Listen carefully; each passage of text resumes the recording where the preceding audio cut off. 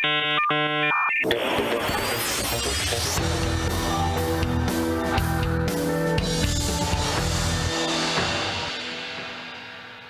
everyone, and welcome to The Download, where we bring you discussion and analysis from a Catholic perspective. Today is Thursday, May 11th, 2023. I'm Michael Voris, here with our two co-hosts, Simon Rafe and Christine Niles. Give me a big hand, guys. You guys do tremendous work. Can I say that? Thank you. Sincerity was... Moving right along, joining us at our guest host is David Gordon. Howdy, Davey. How are you? How's it going, Michael? Doing very well, thank you. All right, the beer giant Anheuser-Busch is still reeling from a public relations fiasco after one of its brands, Bud Light, of course, partnered with a transgender social media personality for advertising. Biological male Dylan Mulvaney posted a video to Instagram on April 1st, fittingly on April 1st, 2023, showing customized cans of Bud Light honoring Dylan's transition. Put that in air quotes. The prompter has quotes around that because he didn't really transition. Pushback was swift and has not let up. In the week that ended April 15th, sales had fallen 17% if you're counting dollars and fell 21% if you're counting volume of sales. Start things off with us today. We're going to be talking with one of our reporters, Nick Wiley, about some of the latest fallout from this social media firestorm. Hey, Nick, what's going on with all of this? Well, Mike, there's a lot of dumpster fire going on right now. So a marketing expert responsible for some of Budweiser's most successful advertising campaigns is saying that Mulvaney's controversy has caused years of just like going backwards, years and years in terms of all the things they built up. His name's Robert Latchkey. He's the former chief creative officer of Anheuser-Busch. And he told the St. Louis Dispatch this week that, quote, "It took us 20 years to take Bud Light beer to the #1 beer in the country, and it took them like a week to dismantle it." He blamed a lack of oversight and faulted parent company InBev. So Latchkey, he left in 2009, shortly after the acquisition by InBev, but we see where they're at now. I mean, to build something up to #1, and then that's how fast you can lose it. Yeah, it's amazing. I mean, as the stories have come out, there's some little contradictory, pieces of information, and if you have any clarity on them, share it with us. That it seems like this may have been kind of a solo action by the woman who left or went on leave or whatever the case is. So she just sort of plowed through and did it. She made that kind of cringy video that went out on Twitter and all over on social media about all the Bud Light drinkers, these worthless college frat boys and stuff. Really, you're gonna just slam your customer base. Yeah, I mean it's almost kind of like you can liken it to the bishops in a different way. It's like, so you mean to tell me that someone somehow had all this power to wreck everything and you just knew nothing about it, and now you get to claim all this ignorance? Like, either you're stupid or you're lying. And so I think you can put it in simple terms, just like how we talk about the dioceses around the U.S. and around the world. Either they really did give this person all this power and they just made this unilateral decision that happened to tank the whole company, or they're just trying to save some face and just telling us those things. Which one it is, I don't really know, but I guess that somebody has to be the scapegoat. Yeah, it's interesting as you read through some of the kind of economic analysis of this, by industry and advertising experts and all their various publications. They have a prediction, I suppose you could call it, that Bud Light will bounce back from this. And of course, Bud Light went on that massive, we're really all American, and look at our American flag, and here's the Clydesdales, and look at us, and we're just really cool. We're really not all that.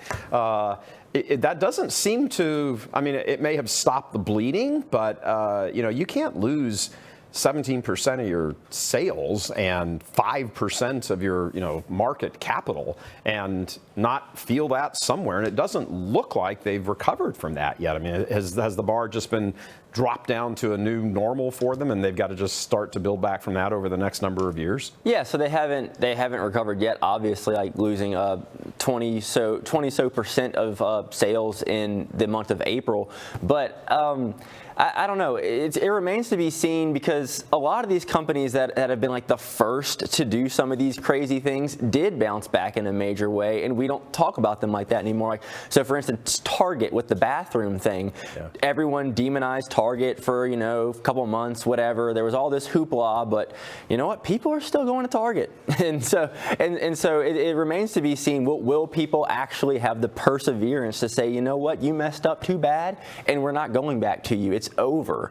I don't know. Most people don't have that kind of perseverance. I mean, there's a lot of different beers to choose from and all, so maybe that'll be good. I mean, Target has, you know, there a lot of different things that differentiate them, and people love that brand and all. I don't know. I don't know if people will go back to it. I mean, if they turn it all around with a really nice marketing campaign that is very pro-American, I mean, I think eventually people will end up just forgiving them and going back to it. And so, yeah, I don't know. There's a lot of different ways that I think that they can make up for it in the court of public opinion, because people don't really stick to their values that much these days. They can for a while, but I don't know if they will forever. Yeah. Yeah, Nick, so it's kind of an interesting thing. Obviously, we've got this shocking advertising campaign. I think that maybe gives it a bit more credit than it deserves. Essentially, you know, some video by a mentally confused man in a dress. But what we also see, I think, is more serious impact was the comments we've discussed, where the advertising executive described the Budweiser consumer, the average consumer, as kind of this frat boy redneck thing, which, you know, I mean, I think that there may be, if you ask the average Budweiser consumer, are you a kind of frat boy redneck, he would probably say, well, not both, but it would be one of them. I mean, I think they would own that, but they don't necessarily like to have somebody else say that. Is this similar, do you think, to kind of Hillary Clinton's comment about the basket of deplorables that was just sort of dismissing essentially half the country with a different view, and just kind of dismissing, you know, these people in flyover country who may like to drink Bud Light for some inexplicable reason? Yes, that's been the biggest thing, is like your normal audience is these people who would never agree with what you gave them a month ago. And so I don't know what you were possibly thinking. Yes, the audience is normally probably your more southernish area or more rednecky type or whatever, the people who, you know, freedom-loving Americans, all that kind of demographic, or like, yeah, your frat boy, whatever. And so that's kind of what they were getting. I mean, they say that, you know, we were trying to expand to get into different markets that we're not already in. And so I just think it was probably the worst possible way you could have done that. And you were making a ton of money. You were the #1 beer. Why ruin it? Yeah, it does seem weird, especially when you consider, I mean, there's been videos out there, and you can reproduce this yourself. Just go and get yourself a list of the beer brands that Anheuser-Busch produces, and they produce a lot. Obviously, it's Bud and its various derivatives, and they have, you know, the various other beers that are very clearly named. But there are other beers.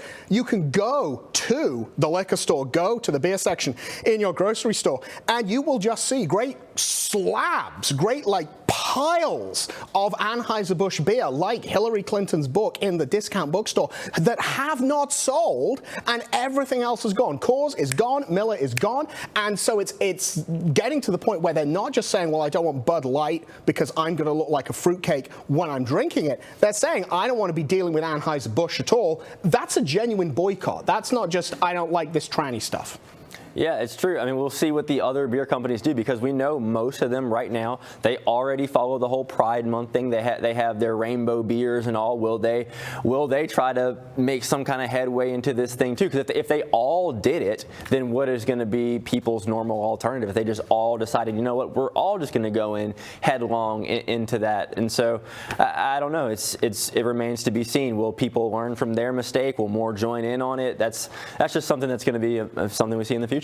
Yeah, that's a highly competitive industry, the beer industry. Remember back when Super Bowl ads were actually funny, and there were many of them, and they're well thought out. And it was always the beer ads that, you know, everybody just sort of sat around and waited for, because, you know, you can have fun with them because it's beer, and, you know, you can't really have a lot of fun with a Cadillac racing down the street, but you can have a lot of fun with with beer ads and all of that. So, you know, highly competitive. We'll see if if this isn't a vultures swooping in moment for Coors and Miller and all of that. Nick, thanks very much. Appreciate it. Thanks, Mike. And guys, I'd like to do a little pivot, if I can, based on this. I mean, what happened here? Here's a woke company, or a company part of, you know, the upper personnel say, we're going to go woke and we're going to do all this stuff. I see a parallel with this, with the exact same thing that's happening over at CNN. And the Trump thing last night on CNN, you know, first of all, you know, CNN gets blasted by all their fellow wokester journalists and stuff. How dare you have them? They were whining and complaining about it before it even happened. And then after the fact, they're blowing up and losing their minds and the whole bit. But, you know, the same way the whole Dylan Mulvaney thing has kind of now branded at least Bud Light, if not Anheuser-Busch, as you're making the point, Simon. You know, Trump branded CNN as fake news. You know, we used to go to those rallies and the whole bit, and there's tens of thousands of people, fake news, and, you know, and other words that, you know, tell CNN to do something. And it looks like they made a decision. Yeah. You know, the board of directors brought in a new CEO, hired a new guy at CNN, Chris Licht, who's president of the news division. He's gotten rid of Don Lemon. He came in and immediately started shaking up the lineup and everything. And it was interesting reading his comments. He's saying, hey, you know, in a democracy, we need to hear from both sides. Yeah. When's the last time CNN said that? Was probably the Gulf War. I see a parallel between these two things. They're both, maybe they're not, you know, having a Jesus moment and they're coming to realize they're losers. But they're like, ooh, we do have to kind of respond to this woke world. Yeah. Well, I think, oh, sorry, Christine, go ahead. Well, I can guarantee you, I mean, ratings went through the roof for CNN last night just because so many people tuned in. And Trump has always been an enemy of wokeism. Now, obviously, he's pushed some policies that we disagree with, like he's, you know, been okay with the whole gay stuff for gay Republicans. But still, he's the one who's coined the phrase, everything woke goes to bleep. And rhymes with hit. But what was so remarkable about last night was the audience was handpicked by CNN. Yeah. And so you'd expect there to be a fairly large liberal contingent that hates Trump, and it was not that way at all. This man got a standing ovation when he walked in. He got a standing ovation when he walked out. Yeah. People were cheering him very loudly when he called Caitlin Collins a nasty person. Cheers erupted from the audience because I think everybody agreed. She was constantly interrupting him and being extremely annoying. And then he came off looking much more likable than he's ever looked in a very long time, including for those of us who have not liked him for a while. Like, quite frankly, I've been turned off by some things that he said, and I think he comes with way too much baggage.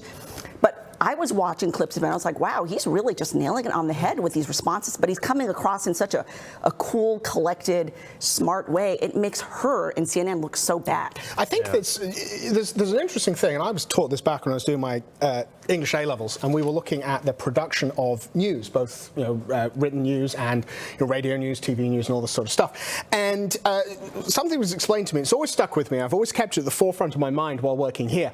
The news is a commodity. It is a product which is produced. And just like you can come along and say, okay, here's your Bud Light, which is, a particular kind of beer. It's got a particular taste. And here's your Guinness, and here's your ciders, and here's your, they're all, they all essentially do the same thing. It's something that you can wet your whistle with, and you can kind of dull your perception while throwing it down your neck. That's what it does. This is what they're all for. Kind of the point. And that's the point. The question is, okay, you've got these different products. Which one do you want? Well, okay, you've got different products of news. You can go in, obviously in the UK, you can go to the Telegraph, you can go to the Daily Mail, you can go to the Sun, you can in the UK, in the US, you can go the New York Daily News, the New York Post, Washington Post, all of these things, CNN, Fox, whatever. The question is if you're going to make a product that nobody wants to buy. Right. That's the point. And it's stupid. That's the thing. And so I think CNN are now looking at this and saying, well, hold up. What product do we need to do? It's not about truth. It's not about both sides. It's not about balance. It's about the fact of, guys, this heavy woke stuff isn't selling. And that's obviously what. Now, you've got an ideologue there, this nasty woman, and she's an ideologue, and she's like, well, I want to be pushing my agenda, my woke agenda here, even in the face of failing ratings, even in the face of everything else, because you know what? She's got a contract and she doesn't get touched by failing ratings. She gets paid whatever is the same until you get Don Lemon and you get the heave-ho. I think Trump as well. You said he appeared, very calm and collected, and he was there, and he was all, had everything together. Well, that itself, the Donald Trump brand it's a brand. It's a thing that's constructed and built to be put out there to get people to appeal. And I think he's saying, okay, what's going to sell? What is going to get people to come in and put their X next to my name? Look, ultimately, money talks. You know, this is a marketplace. Companies have to earn their bottom line. They have to make a bottom line in order to stay in existence. And American consumers, Western consumers, have been really underselling themselves, not doing justice to themselves, not expressing their voice with their dollar by making smart purchases and smart investments. And it's coming back to bite us. It is. We've been too demure for too long. Companies where there's this huge gulf between headquarters and grassroots, like no one is calling for, the Bud Light fan base is not calling for, you know what we need more of? We need more of guys that like prance around and do videos in a wig with an exaggerated lisp so that they can, you know, pretend to be women. That was never a big grassroots thing. It's out of sync with what the Bud Light consumer base wants. They need to punish Bud Light. And this is where the Marxists actually get something right. There's more of the proletarians and, you know, the workers, the low-level peons, than there are of the bourgeoisie and the members of the bourgeoisie. Ultimately, we outnumber them. We need to punish them.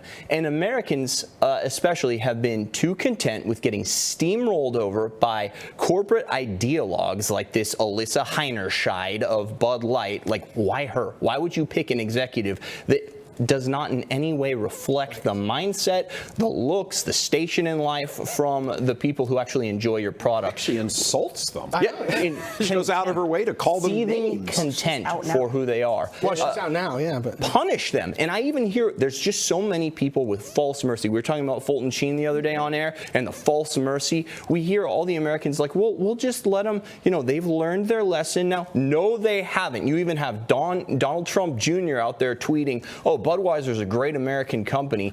Don't destroy it over this. No, absolutely, gut it, hang it from a tree. The analogous version of that, and make an example of it. So every other company for the rest of American history is afraid to tread all over its fan base. And I think conservatives have done that. I think they have done that. And you know, some people are saying this is probably the most successful conservative boycott ever, because not only are they tanking in the stocks, also their sales have plummeted as well. Their brand is irreparably damaged at this point. They are doing everything they can now to repair that. So if you see some of their latest marketing, it's back to the old, you know, appealing it's to the Clydesdales. Yeah, exactly. Galloping through snow with the American flag. I think we have been very successful. And I hate to say it, so I'm going to say this as a woman. I don't care if people call me sexist, but this whole false compassion, women are way more susceptible to this than men are. Women are way more like, oh, you know, kind of feel sorry. Dylan seems like a sweet guy, and maybe not be too hard on him. And you know, Heinerscheid is a woman. You know, she had that. And also, Matthew Marsden is a Catholic actor. He's been canceled over his whole, refusal of the COVID jab. And he actually came under a lot of fire because he was critical of women in the sense that he said, look, we have this massively successful boycott of Anheuser-Busch, primarily led by men because they're sick to death of this. How come we're not having the same boycott on the side of women for Maybelline, which hired Dylan, for Oil of Olay, for Tampax? Why is this not happening? And he got trashed by all the women getting all defensive, saying, oh, how could you say that's sexist? He's like, look, I'm just making an observation here. And I agree with him. Why aren't women pushing back just as hard? I think, again, it's this susceptibility that women have to be kind of emotional and sort of, kind of feel sorry for him. It's like the whole women's sports thing. I mean, really, that any woman at all in that arena of college or professional athletes, athletics, who have busted their tail, gone through the whole thing, went through all the stuff back in the 70s, 80s to have equal rights, so to speak, on the playing fields and on the basketball courts and all that, and now all of a sudden some dude can just run onto the court. I mean, aren't your parents outraged over that? Well, aren't you outraged? They are, but Look I at think all the time and effort and practice and everything you put in for years, and then you're standing there on like the second, the silver medal, holding up your medal, while a guy is standing here with long hair. Who's protecting these women? It's just totally unjust. You can't get away from the fact that people are wondering, why is the Bud Light boycott working? But Target, is fine nowadays. Maybelline is fine. All these companies, even the Nike sports bra controversy with transgenderism, they're all fine. They're weathering the storm, and it's precisely because it is men who buy their beer and it is women who buy these other products, and eventually we're going to have to address the elephant in the room. You know, it's easier to do, obviously not as a man, because then we leave ourselves open to the critiques that Marsden got. Well, you just hate women. No. Here's the statistics. Women are much more gay-friendly and trans-friendly than men. They're much more liberal than men. They have created an issue.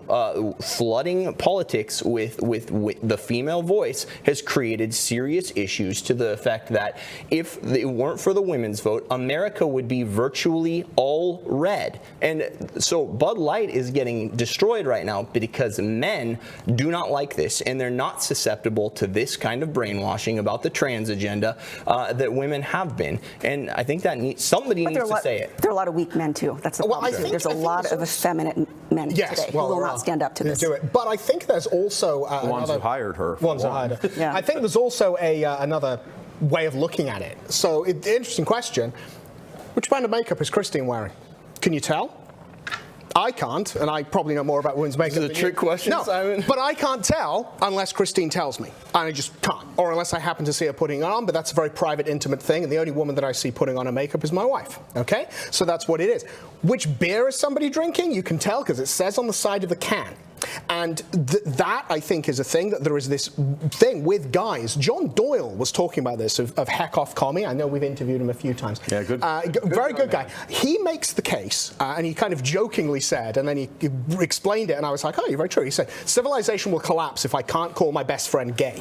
And it was like, okay, where are you coming from with that, John? He was saying that there is this, within men, there is this strong social opprobrium, which is summarized by the fact that guys will call each other gay when they are misbehaving. You are not behaving as a man should do. Oh, you're gay. Now, I'm not meaning literally that you're homosexual, but that's just kind of the thing that they do. There is this strong social opprobrium that is available within men, and it's particularly available within, for example, the consumption of beer, because it's a social activity. It's an activity that is immediately seen. You've got to go to the off license, and you've got to put down your six-pack of either, hey, here's Miller High Life, champagne of beers, or here, you know, is Tranny Suds. Which am I going to buy? You know, well, okay, people are going to judge me on that. And if I turn up to the party with Bud Light, are there going to be people there who are judging me that oh, you're endorsing this? The guys will. Yeah. There's a brilliant meme by Babylon Bee. I wish we could show it, where it shows a man at the bar going like this, and a bunch of guys standing around laughing at him, and they're holding Cosmos, and it says, "Bros drinking Cosmos, mock man who drinks Bud Light." He's like sitting there, he's like going like this. And if anybody knows a Cosmopolitan, it's a very girly kind of drink, but they're all laughing at the guy drinking Bud Light. That's very funny. I want to go back for a second to the sort of comparing Anheuser-Busch and their problems with what are essentially have become Fox News' problems now. They dump Carlson. Carlson is kind of the, Tucker's, I mean, he's like the anti-woke god. Yeah. He's gone after all this. He released the J6 footage, changed America's opinion on what happened on January 6th almost overnight. Got the shaman dude. Yeah, got him released. Like 2/3 of Americans went, oh, wait a minute, this whole thing was rigged. Yep. And where before I think it was like in 20 or 30% or something, he started releasing those things. By the way, where are all the rest of those tapes, by the way? So you get rid of him.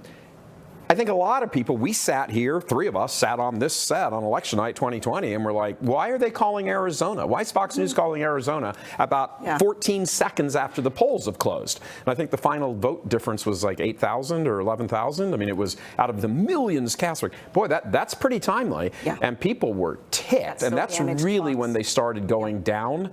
They bounced back a little bit in 2022, but now, Murdoch's son, and it's just Fox News is not quite as woke as CNN, and it looks like it's weird. I can't even believe. How many times do we sit up here and say, "I can't believe I just said that"? CNN appears to be, just from last night's Trump thing, appears to be sort of positioning itself to be a little less woke. while Fox News is actually stepping on the gas towards Wokeville. Right. And it's like, okay, well, I've always sort of thought that about Fox, anyway. But I mean, their ratings are now in the tank. Fox News's ratings are in the tank. Like Bud's beer drinking sales and volume are in the tank. It's atrocious. We did an analysis of Fox News, the cable news demo rankings from April 19th versus just recently, and it is a slaughter. I mean, Fox News was consistently dominating the top 10 slots for years, hands down, and now it's just the top 3. So before you had like Hannity, you had Laura Ingraham, you had Jesse Waters. They were in the top 10. They're down in the 30s at this point. I mean, it is an absolute slaughter. It was very clear Tucker was the glue holding everything together, and when he left, there's this joke that Hannity was the only reason he got views is because Hannity, you left the TV on after you finished watching Tucker. Yeah, you went to the bathroom, TV just happened to stay on. And what's really nobody funny changes the channel to go to the bathroom. Just a small aside, what's really funny too is when Don Lemon was kicked off, there was like no ratings change whatsoever. Well, I mean, it's hard. They've only got 7 people watching them. So. We are now in the realm of ideological liberalism that is in the government of our nation as well as the governance of these corporations. And I mean that in this way. It used to be that corporations and even American voters and American government was very much practical, pragmatic. It was results oriented. It was results over everything else. That took the cake. That was front and center. But now, so that was the old practicality, pragmatism. Now we're in the realm of an ideological liberalism that's consumed people. So while companies need to make enough to stay afloat and not go under, Fox News needs to not tank and needs to be able to pay its anchors and whatnot. Same with Bud Light, it needs to be able to pay its workers.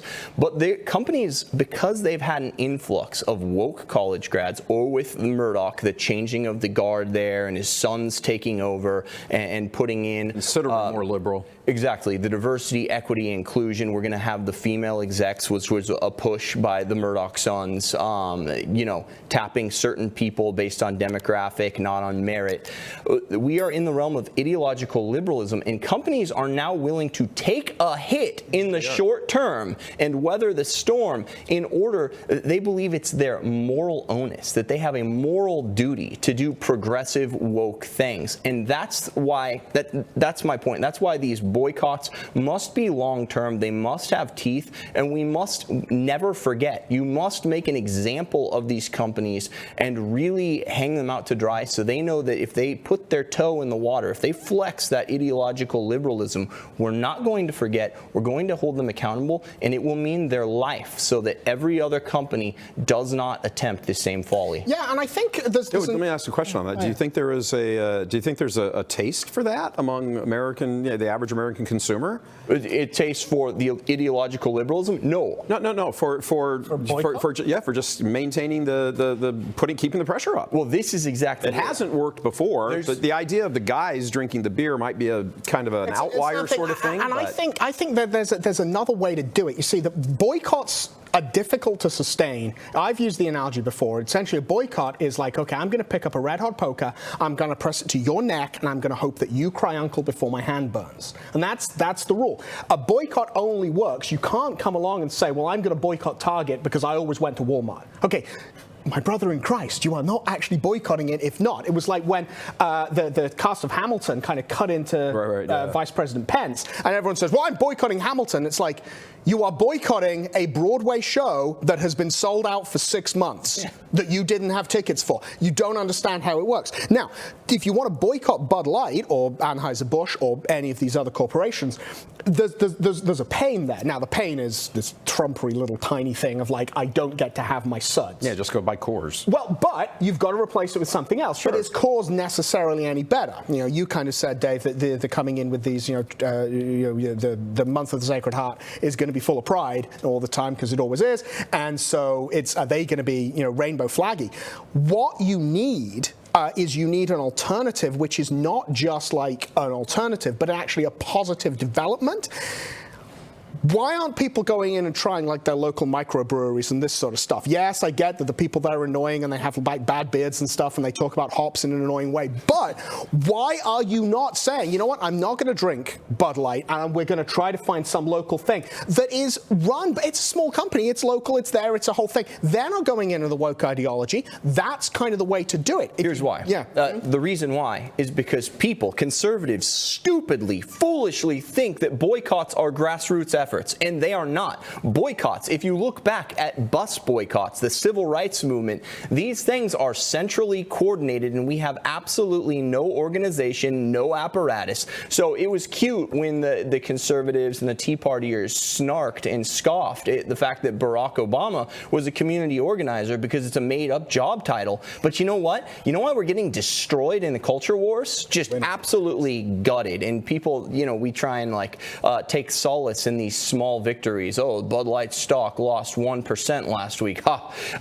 Because we don't have any organization, because we don't plan ahead. We think that we trust the American consumer. You know, American memory is extremely short. Look after like post 9/11 and the Bush approval ratings, like 80-something%. And then at the end of his presidency, and he was a terrible president, so it's somewhat deserved, but you know, it's like 30-something%.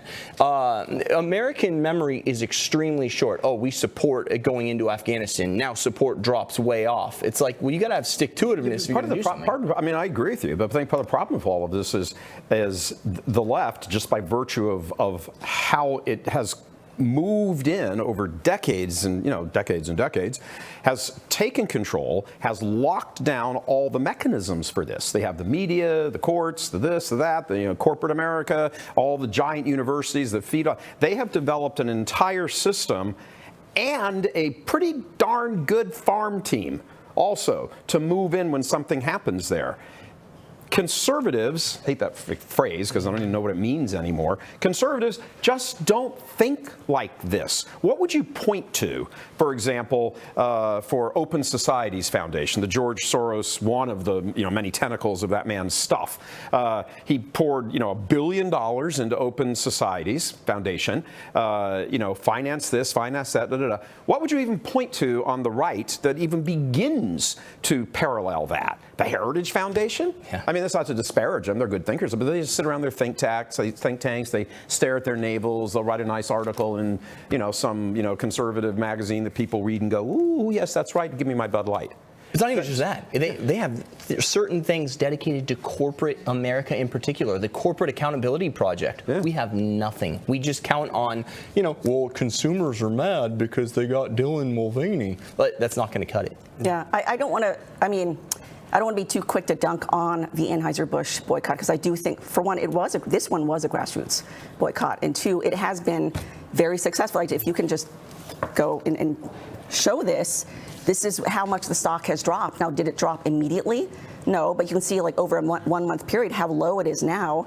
If you can just get this on the screen there, down here, it was at its high 68 per share, and today it's at 61 per share. And just yesterday, HSBC downgraded the stock to the position of hold, basically meaning don't buy that it. There's too much uncertainty, and therefore, and that is affecting it.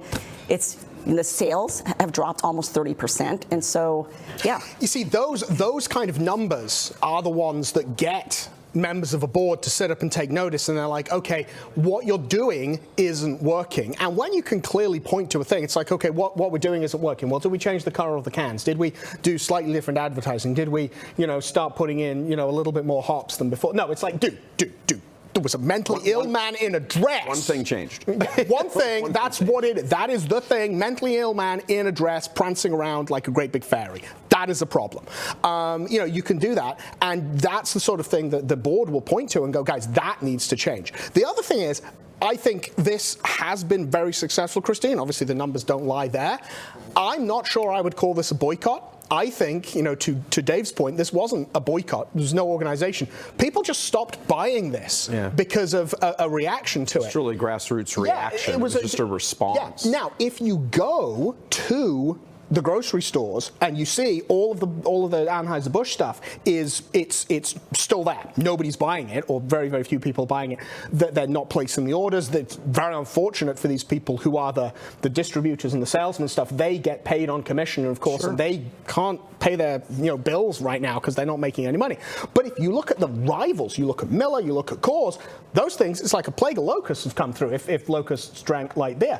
And that's it. So the people are buying it, people are supporting the other brands. You've got to think that in Coors boardroom right now, they're going, okay, so we're doing really well, and we're doing really well because we didn't have a mincing fairy prancing around with a custom-made can. So let's not do that. But okay, here's where you need the organization or you run out of fuel. So we've achieved, there's a chemistry analogy embedded here. We've achieved the activation energy for this reaction to take place, but now you have to keep giving fuel for the reaction to keep taking place. And that's where the organization comes in, because if it's just like Target, remember a couple of years ago, as our trusty reporter pointed to, Target was under fire and everyone was so mad. I'm never shopping at Target again. They're enabling people to use women's bathrooms, and we quietly lost that issue. Now the Overton window has shifted sufficiently where men are free to use women's bathrooms with impunity, to the point where I'm like,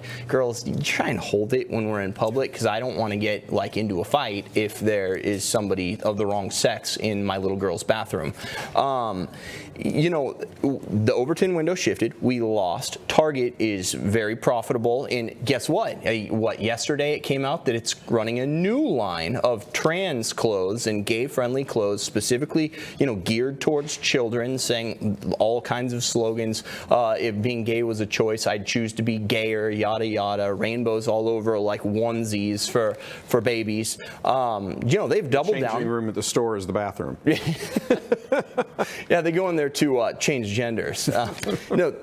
So we've seen a double down. And they're fine. They weathered the storm. They thumbed their nose at the rabble. They thumbed their noses at the masses. This is what I'm talking about. The institutionalized left is so big, it's so wealthy, they can take a hit. Mm-hmm. What conservative group can really take a hit where 20% of your stuff just goes down the drain? You just lose it for a month. Most conservative stores, businesses, or whatever would probably fold. Yeah. Chick-fil-A. Look at the disparity between courage on the left and courage on the right. Mm-hmm. When a leftist company gets in trouble for doing something leftist, it doubles down, or it just quietly holds its ground. When Chick-fil-A or somebody comes under fire on the right, they're dumping, Fox News dumping hosts. Chick-fil-A, we're sorry, we really do. This is just my personal view. It's not that I really that we as a corporation don't support gay marriage, all that stuff that's come out, because the left is ideological and the right is practical. Yeah, they offered an explanation. Bud Light offered an explanation of what happened. They never apologized. Right. They never said, hey, we're sorry that, she called, all you loyal drinkers of our Bud Light, frat boy rednecks. And they never apologized for anything. They just said, well, here's what happened. Well, we all know what happened. Yeah. She put out a video on social media. We know what happened. Yeah. So to just merely admit that or, concede a fact isn't anything. And that's it. It'll be interesting, 6 months from now. Where are they? Yeah. Is it stayed there? Is that the new normal, that sinking stock? Is it going to bottom out there and that's just where they're going to be? And now they have to say, okay, well, we're a $1 billion corporation. We've lost, however much money we've lost.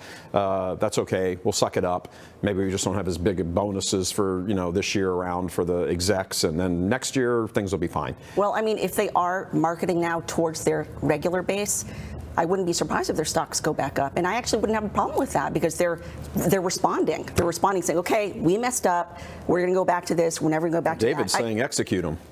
The government has to fear its people. That's what all the founding fathers said. If a government doesn't fear its people, then it runs amok. And it's the same with corporations. Corporations need to fear their consumers. Well, if they don't, They clearly do at this point, because they fired at least they put on leave 2 of their top marketing executives, and now they're tailoring their marketing back to their base. But on a different note, on the whole woke thing, Twitter, I think we have to talk about the role of Twitter. Twitter used to be one of the biggest engines pushing the woke narrative until Elon took over, and now he's reversing that trend. And there's this big argument. I mean, a lot of the information that people got about the Bud Light stuff was happening on Twitter. Right. We cannot in any way ignore the massive role that Twitter has right now, including, for instance, even Tucker now announcing that he's going to be doing stuff on Twitter moving forward. I mean, the number of views that his initial video It was like last 100 week, million views, wasn't it? Well, it was 100 million impressions, which is different than the actual view, but the views were still like 60, 70 million views, something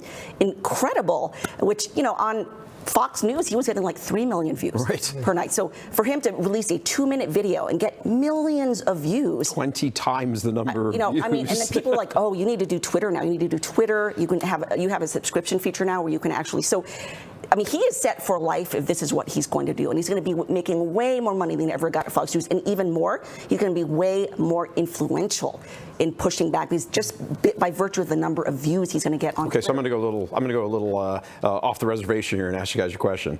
2024.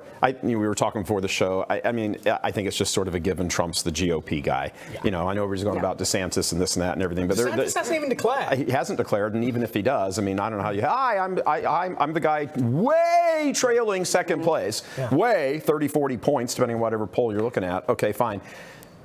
Trump, Carlson, 2024. Carlson would never do that. Yeah, I think that would be, Carlson, if anyone knows Carlson, the guy's not a politician. He hates politics. He can't stand being around politics. He knows it, though. He knows it, but he hates it. He hates the world of D.C. It would be entirely contrary to his nature. You got a ticket sitting right there. Trump, yeah, he was president, but, you know, that was it. I mean, he's a nothing, and then he's president. So you got a guy. Vote for that. You got a guy who's outside, and then you got another guy who's about as outside as you can possibly be. He's the guy sitting there, like, you know, with the flamethrower against the thing forever. I don't know. Why not? I would vote for it, but he'd never do it. I agreed. I mean, it's because, like, it's going to be Biden, okay? And unless he dies. Okay, and then it's Kamala Harris, or it's, you know, anyone else on the left. It's Ocasio-Cortez, it's Kamala, I don't even know, Kermit, whatever her name is.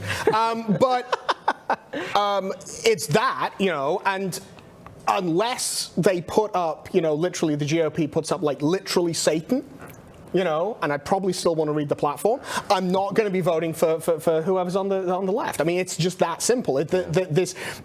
You know, people, and this is kind of a thing that's tangential, but people always blether on about, oh, you Republicans, you're single issue voters on the issue of, like, you know, abortion is usually what it is. And it's like, hold up. It's not like the GOP is solid on abortion, but everything else is terrible. It's like the entirety of the platform of the left is awful. It's awful. You know, there are maybe like 1 or 2 tiny little things that you sit there and go, okay, you know what, I can get behind that. I see this as a policy platform. Probably want to help little 1-year-old babies. Yeah, okay. You know, but this thing, it's like you've got to vote. You vote for a package, and it's like the package is not good on the left. So yeah, I mean, yeah, if it was Trump and Carlson, if it was Carlson and, you know, I don't know, Carlson and Carlson's wife, I mean, I would be like, yeah, sure, I'll vote for that if that's on the GOP side, because it ain't Biden. Right. You know? I was going to say, you know, we want people in power who don't want power. The people who most want power, the ambitious men, and it all goes back, our founding fathers called all of this out. Benjamin Franklin said in, like, anti-federalist papers that if you put a position of power and you combine it with being a place of profit, then men will move heaven and earth to achieve it. We don't want ambitious men seizing power. So in a way, if Carlson is averse to Washington, D.C., and he doesn't want to be part of that, that's all the more reason he should be part of that. George Washington, the reluctant president, with the great presidents, that's what's in their DNA. Good men don't want power. They just are kind of chosen, selected for their virtue, and they take power by default. But good men don't chase that. So if Tucker, and I didn't know this about him, is, you know, he eschews all that stuff, then it's even more reason for Trump to choose him. And obviously that pairing would make a lot of sense. It's just things like that I wish for never seem to happen. And I'm pretty sure that as you're looking at this stage, let's play with this a little bit. Okay, so it's Trump and Carlson on the 2024 ticket. Pretty sure at the rallies you're not going to be seeing Bud Light, ads or flags or banners or anything else there. you know, if you're running on a anti-woke platform, I mean, that's certainly how Tucker's presenting it. Well, first of all, it's true, but he's now just coming out like he could not at Fox. Even though he had the biggest mouth, and I mean that in a good way, he had the biggest mouth against the woke stuff and all that and everything, he was still hamstrung. I mean, he still had to go to somebody and they would, you know, if he said something, you just don't say that. Yeah. You know, or you can't say that, or, you know, however they do it, talk to his agent in 1,000 ways to get somebody and sort of muzzle them a bit. He ain't muzzled now. Yeah. He is not muzzled anymore. Yeah. And even what he was saying about the whole Bud Light thing was just like, wow, you're out there, man. Yeah. Good. Mm-hmm. Good. Yeah. Trump Carlson would be a dream ticket, but I use the word dream in the sense of fantasy because it's never going to happen. I think it's more likely it would be someone like Carrie Lake. Carrie Lake, I think she's been pretty strong. She's appealing to both men and women. She's been a huge supporter of Trump for a long time, very vocal. I think would be more likely something like that. Yeah, I think, you know, as well, look, to your point, Dave, men like Cincinnatus are really, really, really rare. I mean, that's what you're looking for. You're looking for the person who turns up, he's president for a bit, and then he just quietly goes home and does this. Now, I get it, you know, that was the model. Truman. You know, that was the model. There was, you know, Davy Crockett. Davy Crockett was a congressman. Everyone forgets because he wore a ridiculous hat and died at the Alamo. But Davy Crockett was a congressman. And that, I think, was the last time being a congressman was worth anything. You know, and that's the point. He, you know, turned up and did his thing, and then they went back to their farms. These are the guys who came to do this. Now it's become essentially this permanent career politician. Exactly. Yeah. You know, all the annoying kids from your high school class that ran for student government and took it really serious. Yeah. You know, look, I mean, this is the inevitable thing. Now they have power. You know, this is.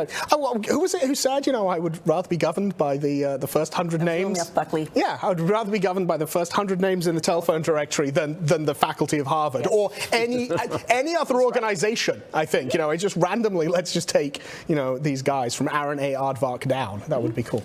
Can I just throw out there, because I really, and I know Christine, we part ways on this issue, but I feel like companies, just circling back around to the Bud Light thing, the Fox News thing, companies are winning at the long game, and conservatives are overly excited about any victory because we've been so demoralized by getting our butts handed to us in the culture wars for so long. We see that in the church. A bishop says, "Oh, abortion's bad," and everybody's like, "Oh my gosh, he's a saint." Oh, you know, make him pope. Sancto Subio. Oh, yeah. I mean, it's like, dude, all he did is just say, you know, a church teaching. Right. We spike the football. It's like you're losing in a war. You're getting pushed back. Your lines are collapsing, and then you have one successful sortie or something like that, and you go and spike the football. It's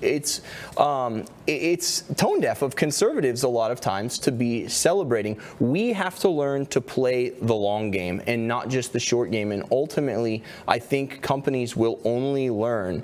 It's like why executions used to be public. It's because, look, if you commit this crime, you guys, I want the whole of society to see this, and fear shall be stricken into your hearts. If you commit this crime, you are going down. We are not going to forget. And I really would urge right now, like, people to organize and put something together so this reaction does not run out of fuel that it needs to totally combust Budweiser. It needs to go down. Well, I can guarantee that there are many other companies silently watching what happened to Budweiser. Sure. And if they were before considering, oh, let's make this more diverse and let's bring in transgender, whatever, I'm sure that they have changed their minds on that. No beer company is going to do it. There is not a single other beer company is ever going to have Dylan Mulvaney. No. Ever. Even if they were thinking about it before, it's never going to happen again. But do they think that they can just run some Clydesdales and we're all going to forget, or just say a generic positive American message and that we're all going to forget? That means as soon as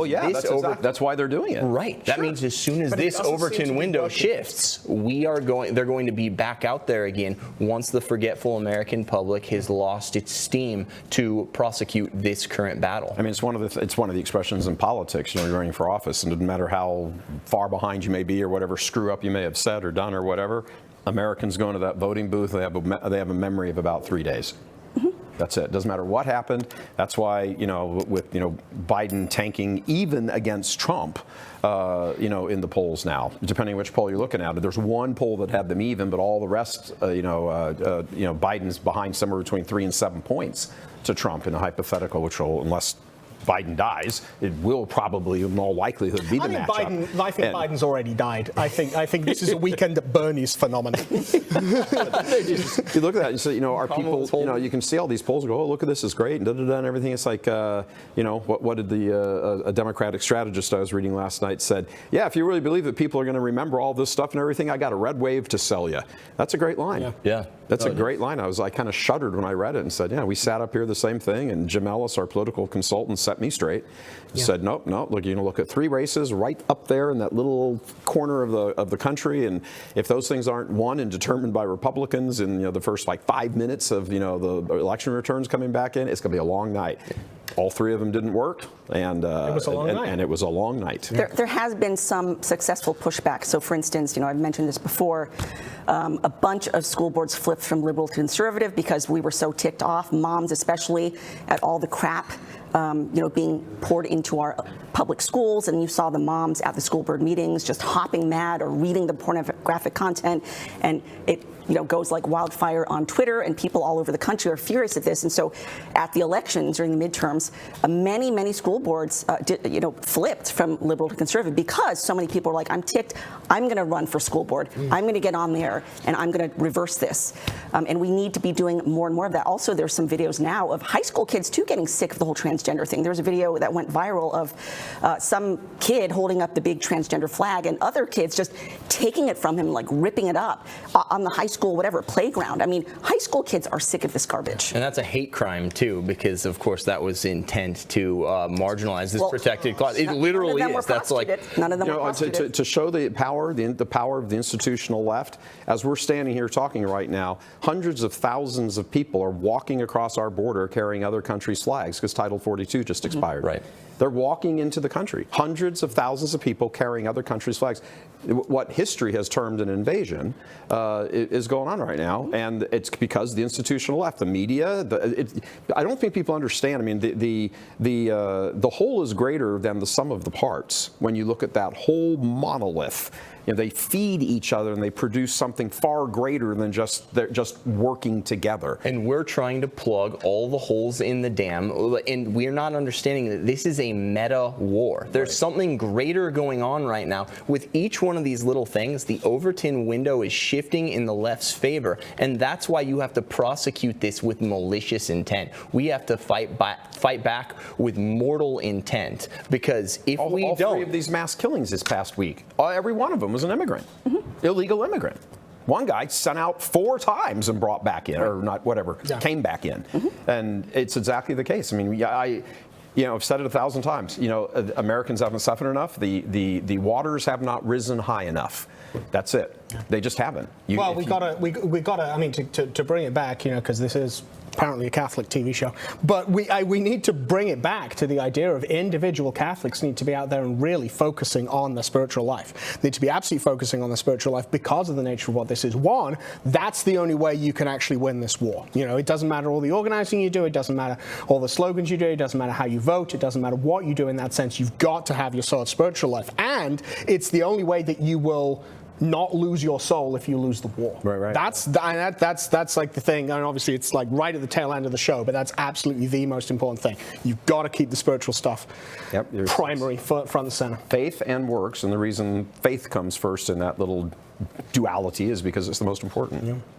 All right, thanks for joining us for today's episode of The Download. Now, please join us as we finish in prayer, begging Our Lady's intercession for our nation and our church. In the name of the Father, and of the Son, and of the Holy Spirit. Amen. Salve Regina, Mater Misericordiae, vita dulcedo et spes nostra salve. Ad te clamamus exules Filii Eve. Ad te suspiramus gementes et flentes in hac lacrimarum vale. Ei ergo advocata nostra, illos tuos misericordes oculos ad nos converte.